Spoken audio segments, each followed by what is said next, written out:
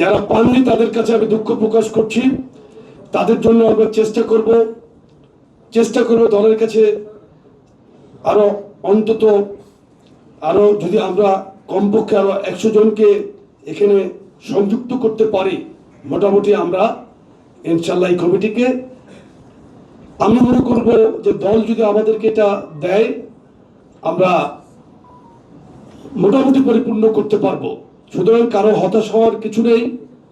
এখানে যারা উপস্থিত থাকতে পারেন না আজকে, এরকম 6 জন নেতা আমাদের এখন চায়না সফরে আছেন। 6 জন। আরেকজন অসুস্থ অবস্থায় গোপালগঞ্জে অসুস্থ, আরেক নেতার খুব সিরিয়াস, তার কোন আত্মীয় অসুস্থ থাকার কারণে জাহিদ অনুপস্থিত আছে, তার কে জানি অসুস্থ। শুধু উপস্থিতি আমাদের ওই হিসেব করলে শতভাগ উপস্থিতি আছে, কারণ যারা চায়না আছে বা যারা অসুস্থ, আমরা তো একদিনের নোটিশে, গতকালকে নোটিশে প্রোগ্রামটা করেছি। আগামীতে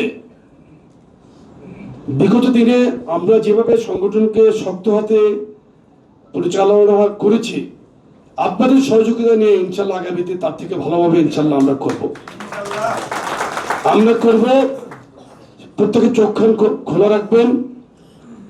বর্তমানে বাংলাদেশে যে রাজনৈতিক পরিস্থিতি চলছে, যে বাংলাদেশে ইন্টারিম সরকারের সময় মবতন্ত্র যে শুরু হয়েছিল, এবং এই মবতন্ত্র এবং একটি উচ্ছৃঙ্খল শ্রেণী যে রাজনীতিতে মাথাচাড়া দিয়ে উঠছে, আমরা তাদের প্রতি শুধু একটি বার্তা দিতে চাই।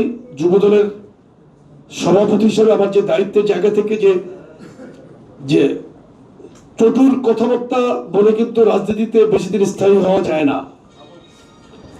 আমি আমার 40 বছরের রাজনীতিতে কিন্তু slow and steady, calm and quiet, এই জিনিসটা সবচেয়ে ইম্পর্টেন্ট। যারা মত এবং মনে করছে যে উচ্ছৃঙ্খল কথাবার্তা বলে পজিশন ক্রিয়েট করবে, এটা সম্ভব না। বাংলাদেশের জনগণ কিন্তু অনেক ভালো, জ্ঞানী, বুদ্ধিমান আমি মনে করি। তারা কখনোই সিদ্ধান্ত নিতে ভুল করে নাই।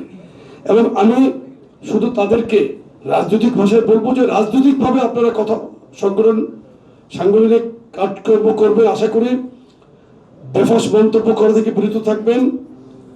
বাংলাদেশ জাতীয়তাবাদী যুবদল বিএনপির সবচাইতে বৃহৎ শক্তিশালী একটি অঙ্গ সংগঠন।